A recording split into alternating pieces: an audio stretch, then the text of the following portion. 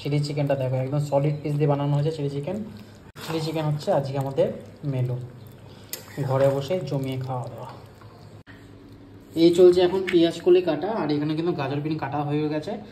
আর কতক্ষণ লাগবে তা বলো? 10 মিনিট। হ্যাঁ, এই যে পুরো কমপ্লিট। আর এখানে কিন্তু কড়াই গরম হয়ে গেছে, কড়াই গরমের মধ্যে এটা কিন্তু দিয়ে দেওয়া হবে। পিওর বাটার দিয়ে কিন্তু হচ্ছে আজকে ফ্রাইড রাইস, বাটারের এক টুকরো এখানে দিয়ে দেওয়া হয়েছে। আর কিন্তু এবার এগুলো চলে যাবে মশলাপাতি না, জাস্ট সবজি দেওয়া হবে এখন আপাতত।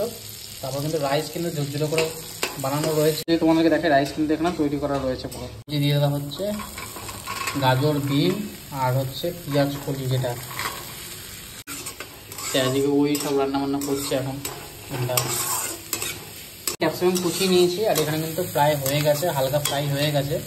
এবার ক্যাপসিকামটা হচ্ছে 1 ঝুঁকি রাইস রয়েছে এখানে, প্রায় কিন্তু 300 গ্রাম চালের রাইস রয়েছে। আর রাইস কিন্তু আমরা নিয়েছি ইন্ডিয়া গেটের এই রাইস নিয়েছি, পুরো কিন্তু এখানে কুক হয়ে গেছে, কালারও চলে এসেছে।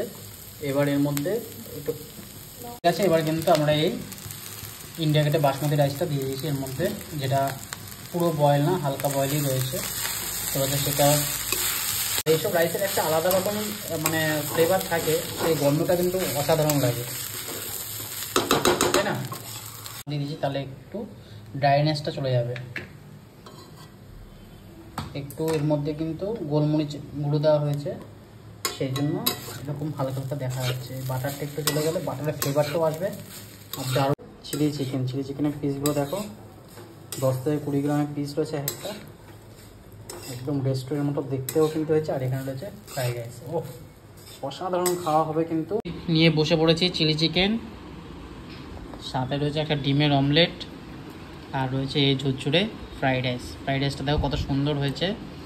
আর একদম ঝুরঝুরে হয়েছে, এমন না যেটা দলা দলা হয়ে গেছে, এরকম কোনো ব্যাপার না। আর সালাডে রয়েছে কিন্তু শসা।